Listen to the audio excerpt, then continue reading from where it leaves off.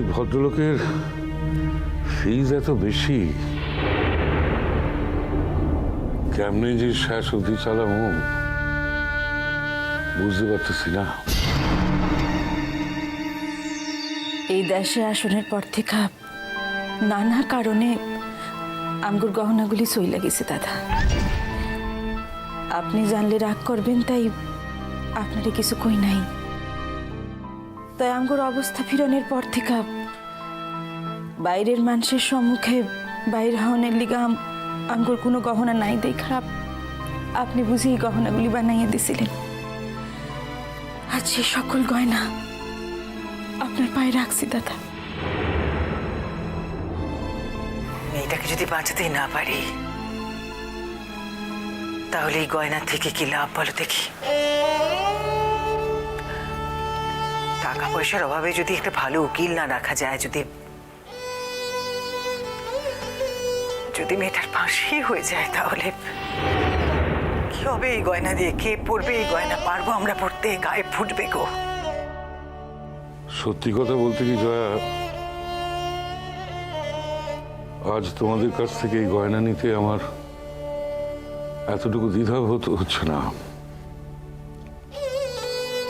বরং মনে হচ্ছে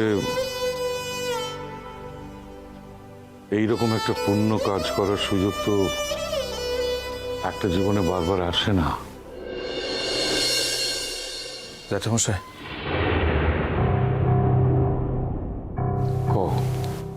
রেডি হয়ে গেছো? আজ্ঞা হা, আজ তো প্রথম দিন, আজ একটু তাড়াতাড়ি বাইরে হইতে হইব। কাল তো এই ব্যারিস্টার আমার লগে মেলার সময় ধরে কথা হয়েছেন। হ্যাঁ, উনি আমারে কইছিলেন আপনার লগে কথা কইতে চান। তাই নাকি? তা উনি কিছু আশার আলো দেখাতে পারলেন?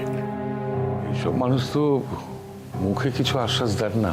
খুব ইচ্ছা করতেছিল আজ একবার কোর্টে যাই, মাইয়াটারে তো চোখের দেখাটুক দেখতে পাবো। রয়ে যাবো, তোমার একদিন রয়ে যাবো। এখন তো কেস চলবেই। শোনো, ঠাকুরপো তার ব্যবসার কাজে নানান জায়গায় যে টাকা পয়সা পায় জোগাড় করতে বেরিয়েছেন। দেখো যদি এইভাবে কিছু জোগাড় করা যায়।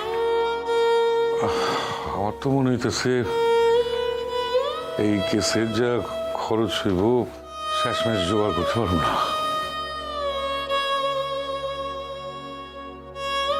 আমি পারুম জ্যাঠামশাই, আমার পারতেই হইব। মায়াটার কাছে আমার পরিবারের সকলে মিলে চিরটা কাল ঋণী হইয়া থাকুম, এ হইতে পারে না।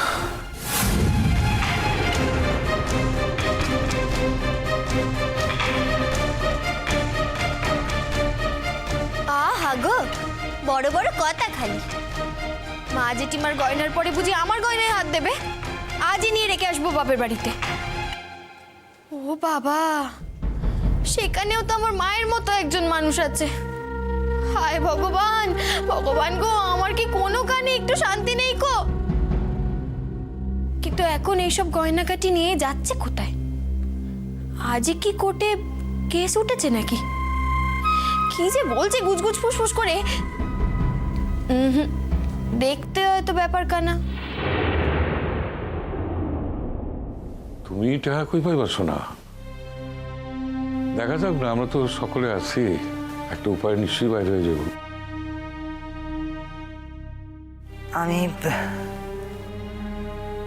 আমি একটা কথা ভাবছিলাম জানো। কি কথা? না, ভাবছিলাম ছোট, আমি জানি না তুই কি বলবি, তবে আচ্ছা দেখো, এক সময় আমি তো আমাদের ওই বাংলাদেশের বাড়িটার আশা ছেড়ে দিয়েছিলাম।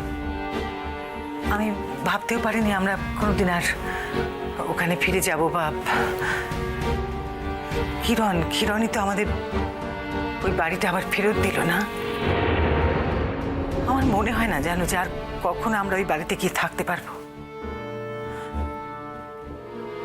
সেই জন্য যদি আজকে কিরণের ওই কোর্টের খরচ তোলার জন্য ওই বাড়িটা যদি কোনোভাবে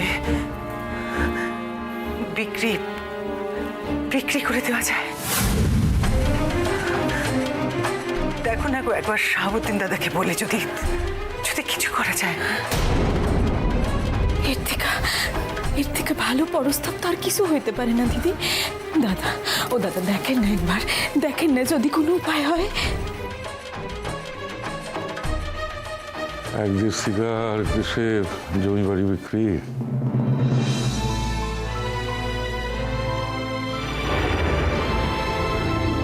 জানি না কত সময় লাগবো।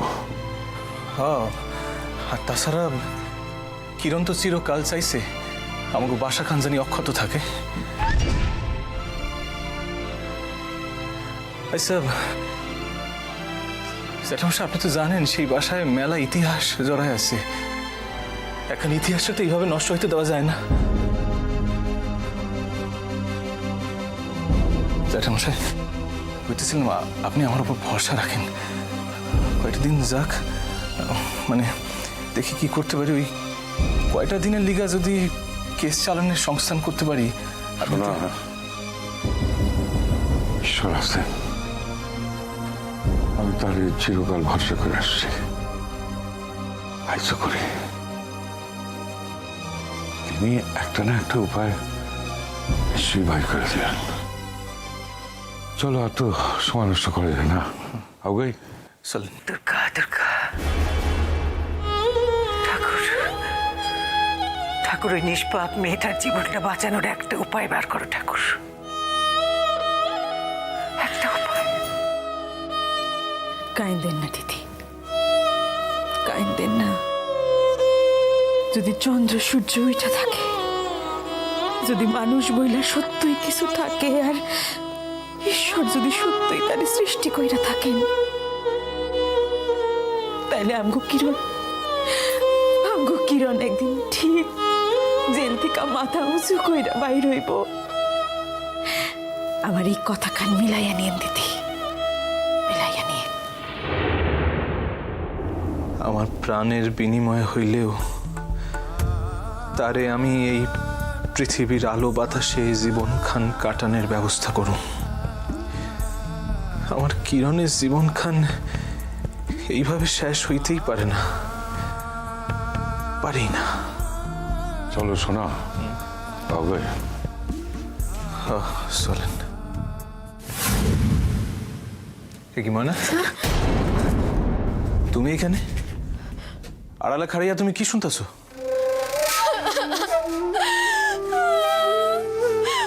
কিছু শুনিনি গো। ও মা গো, মা, আমি যা দাঁড়াতে পারছি না মা গো। কেন, কি হলো আবার তোমার? এই তো একটু আগেও দিব্যি ছিলে। পেটের ব্যথা কি আর বলে কয়ে আসে পিসিমা?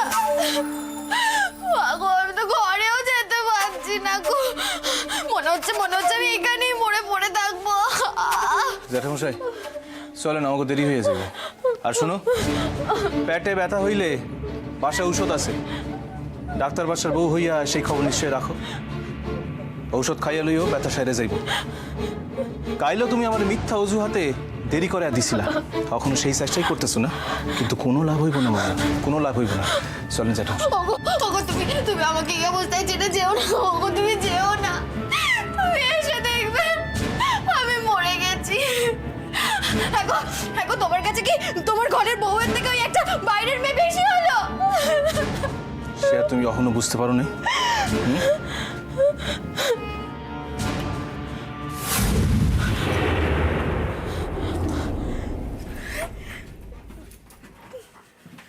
আজ আর তুমি কিছুতেই সোনাকে আটকে রাখতে পারবে না ময়না, কিছুতেই না।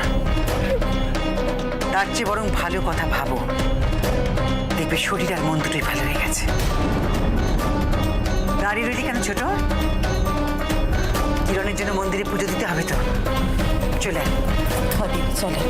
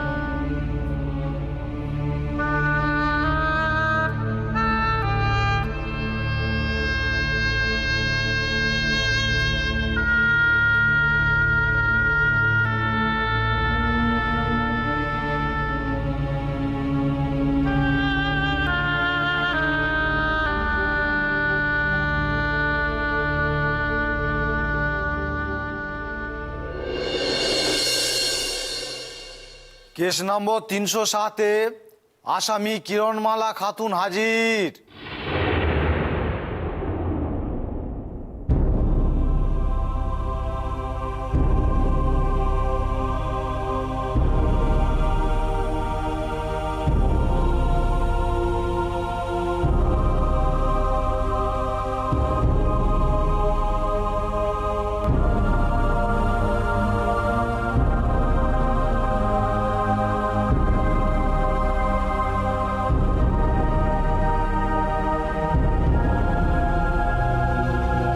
এই মেয়েটা কাবুল শেখ বলে একজন লোককে খুন করেছে, যে নাকি ওর নিজের স্বামী ছিল।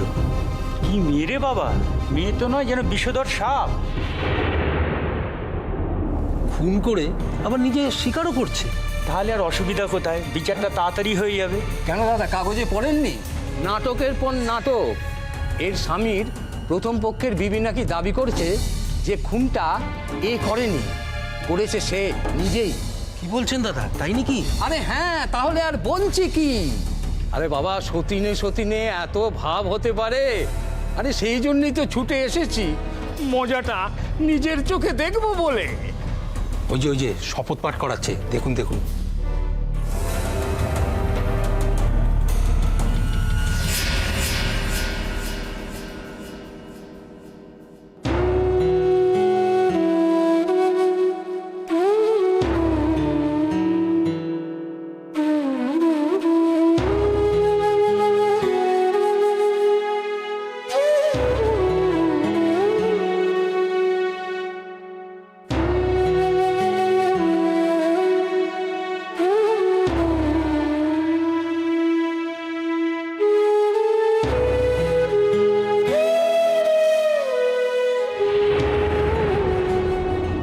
নিন বলুন।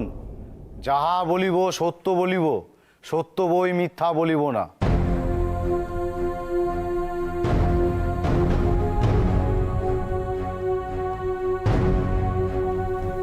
যাহা বলিব সত্য বলিব, সত্য বই মিথ্যা বলিব না।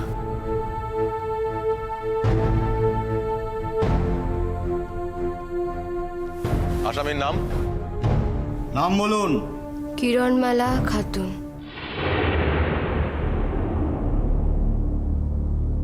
মিলর্ড, আপনি আদেশ দিলে আমি এই মহিলা বিবরণ আপনাকে জানাতে পারি। আদেশ দেওয়া হলো। Thank you milord. মিলর্ড, আমি বাসুদেব মালাকার, সরকার পক্ষের উকিল। মিলর্ড, এই কেসটি তদন্ত করতে গিয়ে আমি যা বুঝেছি তা হলো কিরণমালা খাতুন নামে এই মহিলা লেখাপড়া শিখতে এদেশে চলে আসেন কোনোভাবে। তারপর এদেশের বিশ্ববিদ্যালয়ে ভর্তি হন। কিন্তু লেখাপড়ায় মাথা থাকলে কি হবে? তিনি তার মেধাকে শুধুমাত্র লেখাপড়ার মধ্যে নিযুক্ত রাখেননি, তাই তার চরিত্রের মধ্যে নানান রকম গণ্ডগোলের সন্ধান পাওয়া যায়। অবজেকশন ইওর অনার, আমরা এখানে মূল ঘটনা শুনতে এসেছি। আমাদের প্রতিপক্ষ মাননীয় মালাকারের মন গড়া কোনো কাহিনী নয়। আমার মতে মন গড়া কাহিনীতে তার দক্ষতা থাকলে তিনি গ্রন্থ রচনা করুন, কিংবা মশলাদার কাহিনী নিয়ে সিনেমাও বানাতে পারেন। আমার মনে হচ্ছে যে এই মঞ্চ আপনার পক্ষে উপযুক্ত মঞ্চ নয় মাননীয় মালাকার। মিলর্ড, আপনি নিজের কানে শুনতে পেলেন যে আমার প্রতিপক্ষ মাননীয় ব্যারিস্টার ব্যানার্জি প্রথম থেকে একটা দৃঢ় সংকল্প নিয়ে রেখেছেন যে সত্যের গভীরে যে সত্য লুকিয়ে আছে তাকে তিনি সবার সামনে উন্মোচন করতে দেবেন না।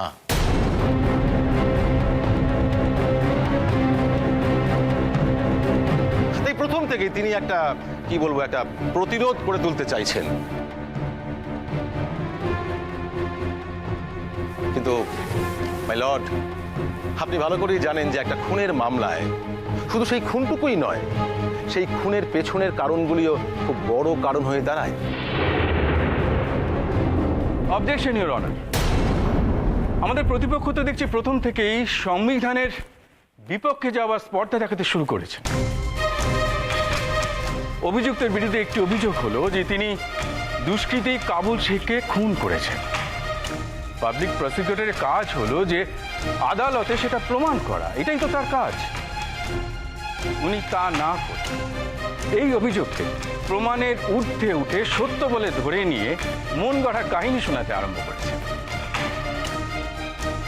তাহলে তো আমাদের কিছুই করার থাকে না, ইওর অনার। সেক্ষেত্রে মানে এই সিদ্ধান্ত নিয়ে তিনি যদি এগোতে থাকেন তাহলে তো ওনার জয় সুনিশ্চিত। সত্য আবিষ্কার নয়, ব্যক্তি জয়ই যদি ওনার প্রায়োরিটি হয় তাহলে তো আমার মনে হয় যে আমার মতো সিনিয়র প্রফেশনালদের আর কিছুই করণীয় নেই। হ্যাঁ, তবে বিচারকের কাছে সত্য জানতে চাওয়ার আর্জিটুকু রেখে যেতে চাই, এই আর কি।